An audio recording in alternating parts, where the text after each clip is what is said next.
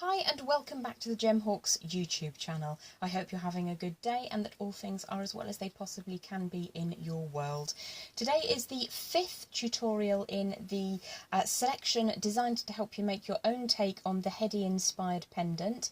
We've looked at creating pendant bases, we've looked at gizmoing, we've looked at using the simple gizmo, we've also looked at how to make component parts and how to connect them to the base that we created right back at the beginning. So today should be the final video, and at the end of this you'll have all the tools in your toolbox to create your own variation of a Heady-esque inspired pendant piece. So if you follow me down to the board now, I'm just going to pop that up at the top. This is just a little bit further on to what we looked at last week. I've added some more pieces. These are made using the same technique as we looked at a couple of videos ago, and there's a piece that we actually created together in one of the tutorials. So from my box of bits and bobs, I've got some various pieces of wire weaving. There's just this is quite a lightweight wire with a number of different weaves, slightly heavier wire. We've got some segments of coiled or gizmoed pieces, all on quite a fine gauge of wire as well, and we're going to look to kind of bringing this all together. There's another one here and a slightly longer length, which is just a single gizmo, and that's been threaded onto another core of copper wire. I'm working with raw copper wire today. So what I think we'll start off with is just show you the basics of attaching a piece of coiling on the larger sized section before we move on to the smaller piece. I just want to give you the opportunity to see this as close up as possible. So what we would look at, I've got a length of coiled or gizmoed wire. This has been double coiled and it's just been sat in a pot waiting for me to think of something to do with it. So what I would do is take this to the pendant that I'm working on and look at how I might like to sit that. So what I could do is take this all the way around that one stone. I could trim away if I needed to, but what I think would look really attractive is we could anchor down here at the base, chase around one side of these blue opals, and then do a bit of a switch at the top and draw that background on itself. I think that would look quite attractive. So the first thing to do is find an anchor point. So as we're going to start at the bottom of this particular opal component, I'm just going to post, as I say, this is about a 0.56mm gauge wire that the gizmo coil is attached to, and I'm just going to post that through the bottom segment. Remember, we made the loops in these component parts, so I'm just going to post that through and then find an anchor point. I'm going to use my bent chain nose pliers just to anchor that very quickly to the edge. So push that all the way around, and I would probably go for 3 turns or so just to make sure that that's a nice strong connection that we've created before we start going any further than that. So always taking the tail around to sit it against the wire. And what I would try to do is to get that to sit inside the frame so that there's less risk of it catching on anything later on. Just tidy that up in case it's ever seen. And then I'm just going to slide that gizmoed section down into position. I'm going to push the tail end into the loop that we made and bring that around the first gemstone. So I actually really like the way that that looks when it crosses over at the top. So I'm going to draw that over for now, and then bring it around to the bottom of the other side. And I think what I'll do is I'll allow that to chase around the circle that we've created in our original pendant base. So I'm just going to take that tail and draw it into position. And I will just post that wire again. 3 turns is pretty much strong enough to keep that in position, because we're going to be tying it again later. So I've got 2. I'm going to cut the wire away here, pop that to one side, we'll probably find use for it later, and then just chase that tail so that it fits down inside the pendant base that we've created. That's a little bit longer than I need to, so just being careful to only cut the wire that I want to cut and nothing else, because sometimes that can be a disaster, and then just give that a good squish so that it doesn't hit anything. So I'm liking the way that that is taking shape already. So the next thing that we're going to do, we're going to look at finding alternate anchor points around that gizmo coil, and we're going to use the central wire that sits inside the gizmo coil. We're going to use some 0.4mm gauge wire, again soft raw copper, and I will put American gauges in the video description beneath when I upload to YouTube. And what we're going to do is anchor that to the frame via the component part that we made 2 weeks ago now. I can't remember. So if you pop back down to the board with me, I've got some short lengths, and these are actually from my scrap pot. Again, this is 0.4mm gauge. So I would say a key point that we want to work with is up here at the top. So I'm just going to lift the gizmo coil away from the frame, and I'm going to draw that wire around and get it to sit down invisibly inside the coiling. And if you just give that a bit of a waggle, you should be able to get that to sit really neatly. So you've got these two tails which we need to find homes for. I'm going to pop one through there next to the girdle of the gemstone, so that's actually going to be really tidy, and the other one I'm going to pop down inside the loop that we created on the end of that component part. So I'm just going to draw both of those down into position. It's slipped off slightly to one side, so I'm just going to reassess that I'm happy with that. Pull those down, pulling the tails down, and I can't actually see where that's sitting, so that really works. I want that to be quite invisible, so just flipping over onto the rear side now. You can see one of my pendant, one of my ends of wire has come through at a really appropriate point onto the back or the frame that we created. So I'm just going to loop around that a couple of times to make sure that I'm really happy that's secure. So again, we talked when we were attaching the component parts about making a little hook, passing that through, and up it comes. So you can see that's come through the other side, so just supporting the wire as it pops around. And then we're going to have a look at the front and make sure we're happy. That's sitting really quite beautifully. So flip over to the other side and take the other tail away wherever you think you can find a decent purchase. So I've got a couple of options here, so I might make use of both of them. I'm going to go round to the outer framework of the pendant base that we made, and I'm just going to pop the post through there. See the wires come through, and give that a lovely little pull through to make sure that's neat and tidy. Have a look at the front, and we will be layering up and layering up to make sure that that sits beautifully before the day is out. So again, I'm just going to take that through for a second time. So making a little bit of a hook there, and then pushing that so that it skirts around the outer margin of the pendant frame that we created, pulling that into position.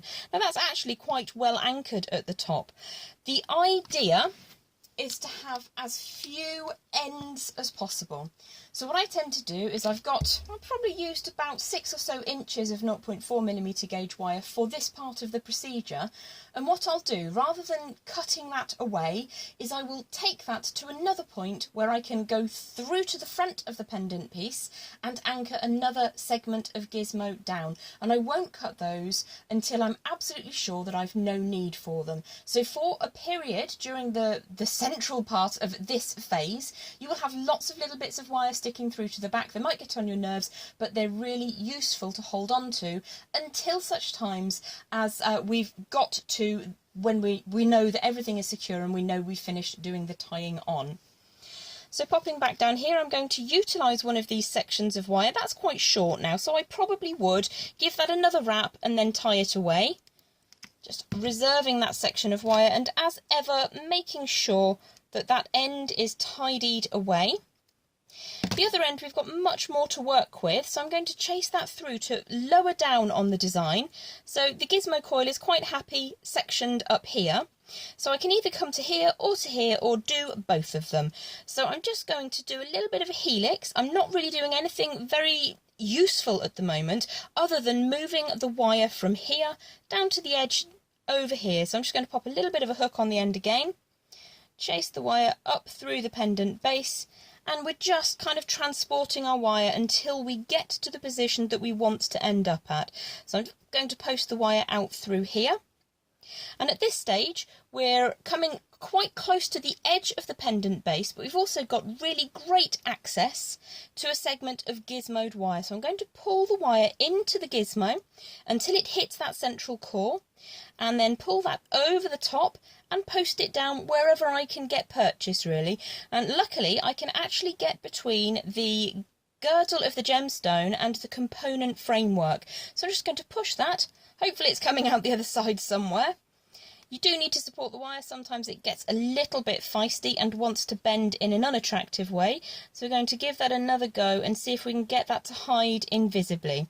The idea is it's sneaking down between those coils so that once we've pulled that taut, you can see that virtually it's almost imperceptible where you're tying that on.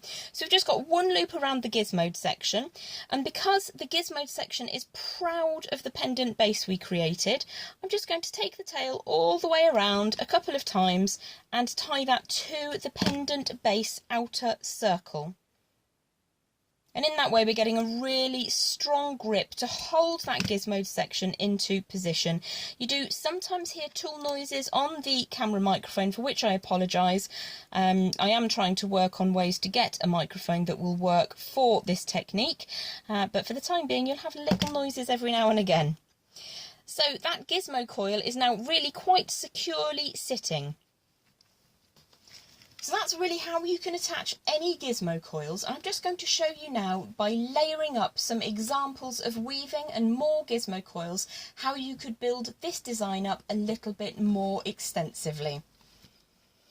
The basic technique is going to stay the same, but what you would then do is add on different pieces. So, I mean, for instance, this just happens to be almost the perfect length to chase all the way around. So I would probably tie that in and go, it's almost yin-yang-esque in its design. I often let my pieces kind of make themselves. So that's one option that you could do. Again, you've got a slightly heavier wire going in through the centre of your gizmo coil, which you can tie off on the frame. Just going to ignore that piece for now. And then you'd choose a couple of points with your finer gauge wire where you would ensure that that gizmo wasn't going to leave your pendant in any hurry. You can also start adding in little bits of weaving that you've done. You may wish to refer back to some of my earlier videos. I've got, I think, 2 different videos which are all about weaving. Excuse me. Ooh, having a hot moment. It's unseasonably warm today in September in the UK. So yes, if you look back through the history of tutorials I've uploaded in the past, you'll see there's wire weaving examples part 1 and part 2, and they just give you 4 examples that you can try, and you'll end up with some short practice lengths from that, I'm sure, which you can actually utilise, so I don't want you to waste anything. So here are a couple of examples of wire weaving. This one's got coils on both ends. So if, for instance, you wanted to fill some space, you can always take your end coils like so. I'm just going to post the smaller one under the larger one, and then you can bring that around to create a coil. This is quite a lightweight wire that I'm working right now, and then you can use that to fill space like so. And give it a bit of a curve, and you can pop that wherever the fancy takes you. If I just show you on the Charoite example that we've created a couple of months ago now, there's where one of the coils sits. You've got little coils that are sitting on some of the faces, and then you've got sections of weaving going around the outside. And I was asked to show you what the back of this piece looks like, so here we go. It looked a bit of I heard something similar described as a hot mess. So what I've done is I've just created an open coil and then wired that over the back, and what this means is in wear it's really comfortable. And if there are any slightly jagged edges from where we've attached any of the wire, it's away from the body, away from clothes, skin, hair, etc. So that is what you can do. In here there's a section of open weaving, which I don't know if I've done a sample of. I have indeed. So if I show you how I might put this smaller piece together, this looks a little bit like an ampersand at the moment, but I might create some spaces that I can chase around the design that I've created earlier on. This kind of almost happened by itself. It was in the pot as something that I could use for this demonstration, and it just so happens to kind of fit.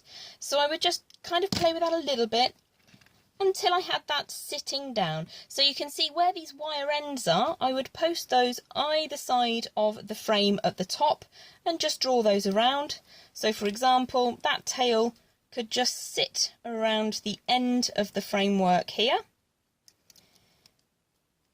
just to get that nice and tidy. And then we've got that coiling nice and securely around that central piece, and you'd use exactly the same technique using your 0.4mm gauge, your fine gauge wire, until you can continue adding on until you get to a point that you're satisfied that it is completed. As I say, these little coils that we make with sections of woven wire, these are really quite nice for filling in gaps. If you've got gaps, I mean, obviously your other choice is to fill that all in with these sections of Gizmo. So as I say, you've got lots of different choices. You've got the basic technique down. With pieces like this, it's exactly the same. To anchor them to the framework, if I just pop this on here for a second, I'd get that to sit in the shape that I was looking to achieve. So this is quite malleable. I can just get this to sit round a little bit and get that to sit exactly where I want it to. That actually looks quite attractive over the surface there, so I might put that one on the top here. And what you would do is just use your 0.4mm gauge to tie that on. Now you will see a small amount on these woven sections of wire crossing over the surface. So just for example, you might see something like this going over the top. Now what you would do with something like that is just try and line it up and then pull it really firmly, and it almost disappears. Another alternative for making that disappear completely is to take the coil that you have used, raise that away from the gemstone and draw it over the top of that visible wire anchor point. So the choices are yours about how far you want to go towards creating an invisible technique. So if you take a slightly closer look, I'm going to try and get the focus on this here. It's quite difficult to see, but there are very fine little silver wires in there anchoring everything together. This is really safe and secure. But what we're doing is using the exact techniques that I've shown you, that I've given you, to use and create your very own take on the Heady Weave design. So I'm just going to bring this up one last time. I thought I was being hilarious when I called this Charoite of Fire. I can't get it round the right way. What a lunatic. Apparently I'm not funny, so people keep telling me, but never mind, eh? So that's my take on a Heady inspired pendant. This has got several chunks of beautiful Charoite in it, and on the back, like so, I've added a coil to cover up anything that I feel is not up to my aesthetic standards. Generally speaking, when I make pendants in wirework, I try to make them as exchangeable as possible, so you can wear them either way, whichever mood you're in. Obviously you wouldn't want to wear that in that direction because it isn't pretty, whereas I think that that's pretty, but you do have the option, if you want to just wire on a little bit of spiral work, and it takes away any fears that you might have about that being a little bit less than perfect. Anyway, that is your final tutorial for the Heady inspired pendant. If you have any questions, give me a shout. It's really a case of going slowly. If you need to cut a length of Gizmo coil, on my gizmoing video from a few weeks ago, there is a section which shows you how to trim that. Even the double gizmoed or double coiled pieces, you can cut successfully to length. You just need a moment to get that to ensure it's all neat and tidy, and then pop it onto maybe a 0.6 or a 0.56mm gauge wire. As I say, I'm using raw copper, and I'll put the dimensions in the video when I upload to YouTube. Have yourself a lovely day, and I look forward to seeing you again very, very soon. Take care. Bye for now.